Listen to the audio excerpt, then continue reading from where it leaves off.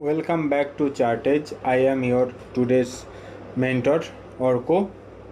আমরা candlestick pattern সম্পর্কে বা ক্যান্ডেলস্টিক টাইপ সম্পর্কে যে সিরিজ চলছে তার থার্ড চ্যাপ্টার ডোজি সম্পর্কে আজকে পড়ব। আগের দুটো ক্লাসে আমরা মারুবোজু এবং স্পিনিং টপ সম্পর্কে পড়েছি। মারুবোজু একটা কন্টিনিউয়েশন বা রিভার্সাল ক্যান্ডেল যেটা আমরা ট্রেড আইডেন্টিফাই করতে বা ট্রেড নিতে আমাদের সাহায্য করে।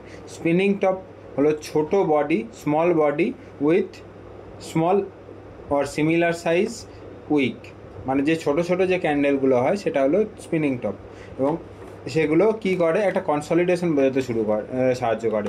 তার মধ্যেই স্পিনিং টপেরই একটা অ্যাডভান্স লেভেল হলো ডোজি। ডোজি হলো একদমই ছোট বডি বা স্মল বডি, ওপেন বডি মানে কি ওপেন এবং লো, যেটা অলমোস্ট সেম, এবং বড় উইক মানে হাই এবং লো।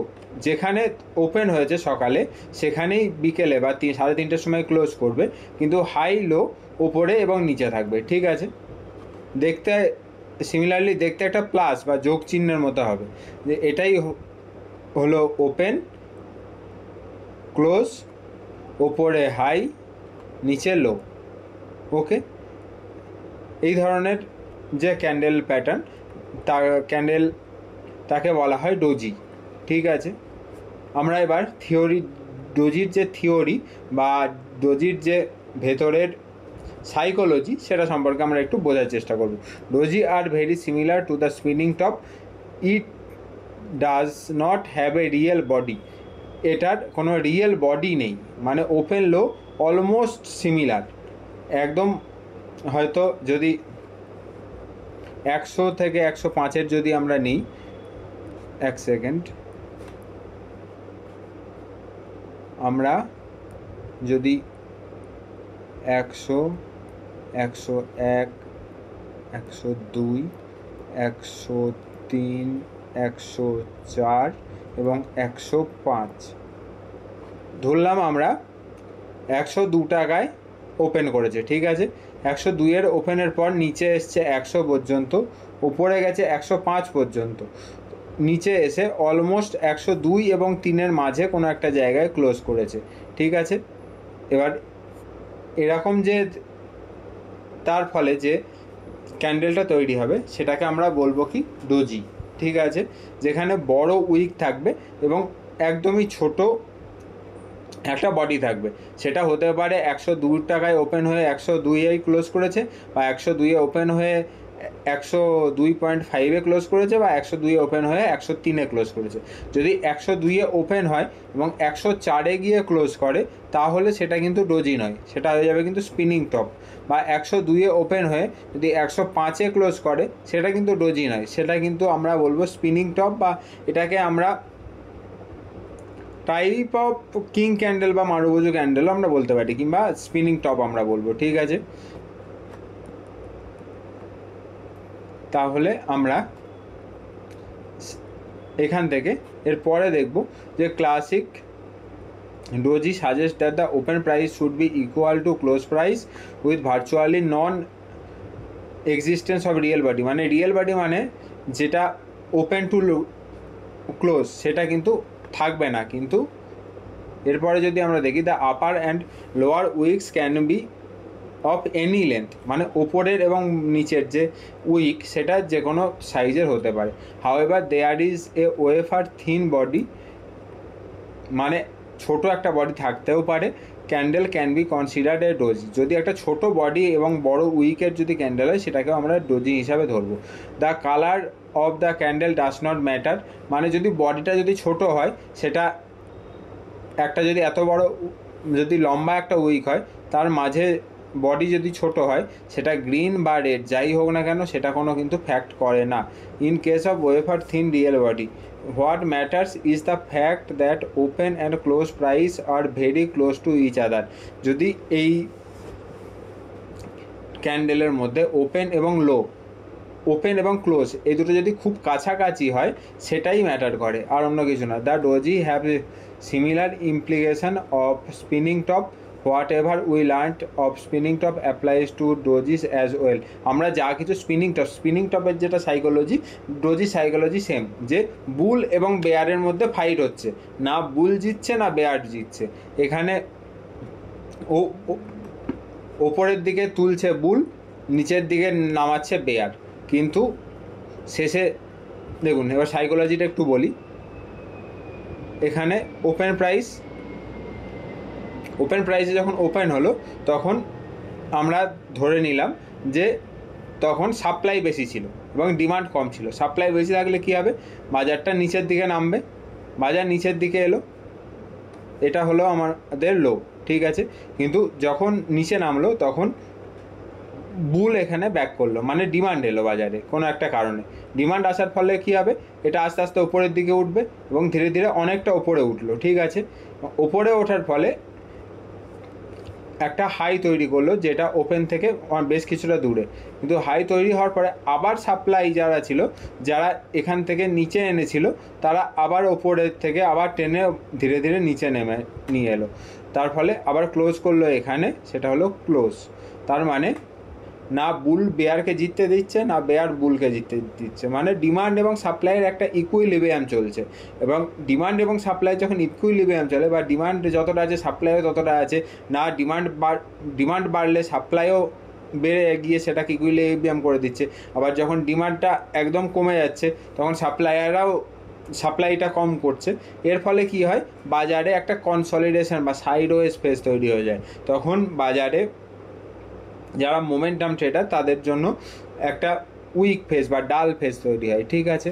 আবার যারা অপশন ট্রেডার, যারা থিটাটাকে আর্ন করে, তাদের জন্য একটা পজিটিভ দিক তৈরি হয়। যারা সাইডওয়েজ ট্রেড করে, সাইডওয়েজ মার্কেটে অপশন ট্রেডাররা যখন ট্রেড করে, তাদের জন্য একটা পজিটিভ সিনারিও তৈরি হয়, ঠিক আছে।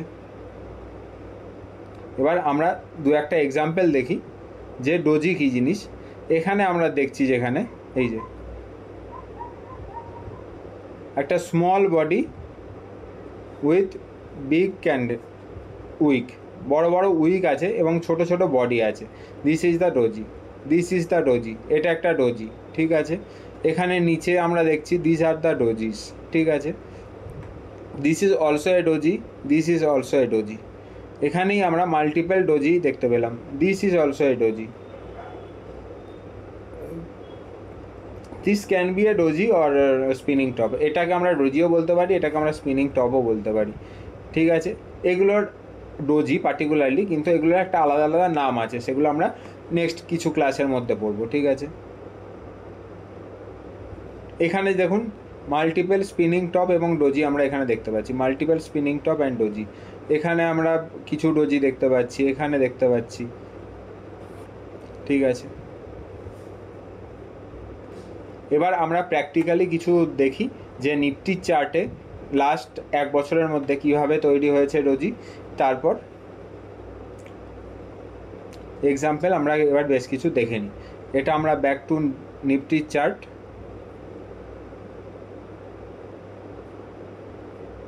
এবং আমরা আজকে কিসের ক্লাস করছি, ডোজির ক্লাস করছি।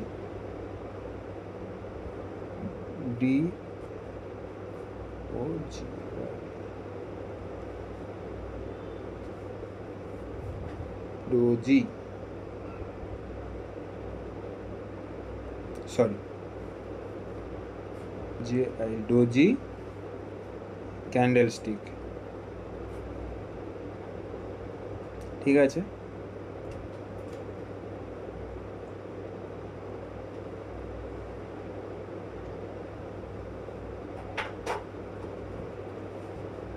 আমরা এখানে কিছু এক্সাম্পল দেখব। এটা মোটামুটি 2025-এর ক্যান্ডেল, যখন আমরা নিফটিতে ডেইলি টাইম ফ্রেমে, ঠিক আছে, নিফটির ডেইলি টাইম ফ্রেমে আমরা দেখছি। এখান থেকে আমরা দেখব ডোজি কীভাবে তৈরি হয়েছে। দিস ওয়ান ইজ ডোজি, একদম স্মল একটা বডি এবং বড় উইক, ছোট একটা বডি এবং বড় wick, this is the doji, ঠিক আছে। এরপর আমি আজকে যেভাবে চার্ট দেখছি আপনারা ঠিক একইভাবে প্রতিটা ক্যান্ডেলস্টিককে অ্যানালিসিস করবেন আপনাদের পছন্দের যে স্ক্রিপ্ট তাতে, ঠিক আছে? এবং এখান থেকে আপনারা ক্লাস স্ক্রিনশট তুলবেন যেখানে যেখানে আপনারা প্র্যাকটিস করবেন সেইভাবে, এবং সেটাকে একসাথে কোল্যাব করবেন ডকুমেন্টের মধ্যে গুগল ডক্সে, এবং সেটাকে সেখান থেকে পিডিএফ বানিয়ে নিজেদের কাছে রাখতে পারেন, বা আপনাদের যে মেন্টর আছে তার কাছ থেকে অ্যানালিসিস করাতে পারেন, বা যদি কাউকে না পান তখন আমরা আছি, আমরাও হেল্প করে দেবো, ঠিক আছে? This one is also a doji. Doji একা কোনোভাবেই কিন্তু একটা ট্রেডিং ফর্মুলা দেয় না, কিন্তু যখনই ডোজি আরও দু একটা ক্যান্ডেলের সঙ্গে ফ্রন্ট এবং ব্যাক ক্যান্ডেল দুটো ক্যান্ডেলের সাথে মেশে তখন কিন্তু খুব ভালো একটা স্ট্রং সিগন্যাল দিতে পারে। যেমন ধরুন মর্নিং স্টার, ইভিনিং স্টার, এই মর্নিং স্টার ইভিনিং স্টার তৈরিতে ডোজি একটা গুরুত্বপূর্ণ ভূমিকা পালন করে, ঠিক আছে? This one is also a doji. Doji মানে কি? একটা ইনডিসাইসিভনেস, মানে এখানে বাজার একটা সাইডওয়েজ রেঞ্জে দাঁড়িয়ে আছে, ঠিক আছে? This one is also a doji, মানে এখানে কি হচ্ছিল, কন্টিনিউয়াসলি বাজার নিচে আসছিল, তারপর একটা সাইডওয়েজ একটা রেঞ্জ তৈরি করলো, সেখানে ডোজি, মানে এখানে বাজার যখন নিচে পড়েছে তারপরে এখান থেকে কিন্তু আর নিচে পড়ছে না, মানে একটা পজের সিগনাল, মানে একটা কন্টিনিউয়েশনের পর একটা পজ, ডোজি মানে একটা পজ সিগনাল, তারপর একবার উপরে উঠতে চেষ্টা করেছে, তারপর নিচে পড়ে গেছে, সেটা another part of the game. But এখানে কি হয়েছে, কন্টিনিউয়াসলি নিচে আসার পর একটা পজ হয়েছে, ঠিক আছে? পজের পরে এটাকে নিচে কন্টিনিউয়েশন হতে পারতো, উপরের দিকেও যেতে পারতো, ওকে? এরপর আমরা আরও কিছু এক্সাম্পল দেখি। This is also a doji, this is also a doji. এখানে কি হচ্ছে, কন্টিনিউয়াসলি নিচে আসছে, নিচে আসার পর একটা ডোজি, 3-4 দিনের একটা পজ, তারপর আবার কন্টিনিউয়াসলি নিচে আসছে, ঠিক আছে? এখানে ডোজি মানে কি, 1-2 দিন এর একটা পজের সিগনাল বা একটা কনসলিডেশনের একটা সিগনাল, সেটা আমরা এখান থেকে পাচ্ছি, ঠিক আছে? এরপর কিন্তু কোনো কোনো সময় এরকম ডোজি রিভার্সালের সিগনাল, এটা রিভার্সাল না, এটা একটা পজ সিগনাল, ঠিক আছে? যে আগের যে আপ ট্রেন্ড, আগের যে কন্টিনিউয়াস আপ ট্রেন্ড, সেটা এখানে একটা পজ নিল, তারপর সেটা ওপরের দিকে উঠতে পারে বা নিচের দিকেও নামতে পারে, ঠিক আছে? এরপর আমরা দেখব আরও বেশ কিছু ডোজির এক্সাম্পল। এখানে যেমন আমরা দেখতে পাচ্ছি ডোজি একটা সাইডওয়েজ রেঞ্জ, একটা সাইডওয়েজ রেঞ্জ, এখানে মাল্টিপল ডোজি তৈরি হচ্ছে। এরপর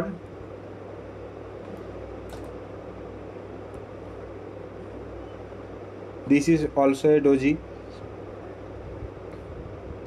যেখানে বডি অলমোস্ট নেই, বডি নেই মানেই সেটাকে আমরা ডোজি বা ইনডিসাইসিভনেস বা ছোটো ক্যান্ডেল বলবো, এগুলোও type of doji. This one also a type of doji, ঠিক আছে? This one also, this one, এখানে যে মাল্টিপল ক্যান্ডেল তৈরি হয়েছে বডি ছাড়া, এগুলোকেও আমরা টাইপ অফ ডোজি বা স্পিনিং টপ বলবো, ঠিক আছে? যেখানে কোনো ইনডিসাইসিভনেস আছে, ওকে?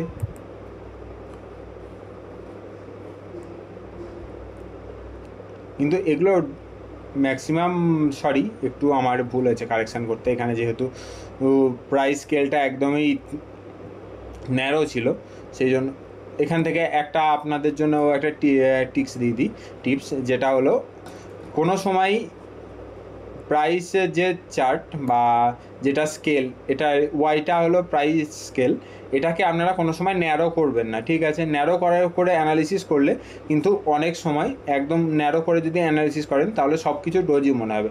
এই যে প্রাইস স্কেল, এখানে আপনারা ডবল ক্লিক করবেন, তাহলেই দেখবেন ডিফল্ট সেটিং চলে আসবে, ঠিক আছে? এটাকে একটু অপেক্ষাকৃত বাড়িয়েও আপনারা নিতে পারেন। ওকে, এছাড়া ডোজির example, this one is also a doji, this one is also a doji, this one is doji, ঠিক আছে?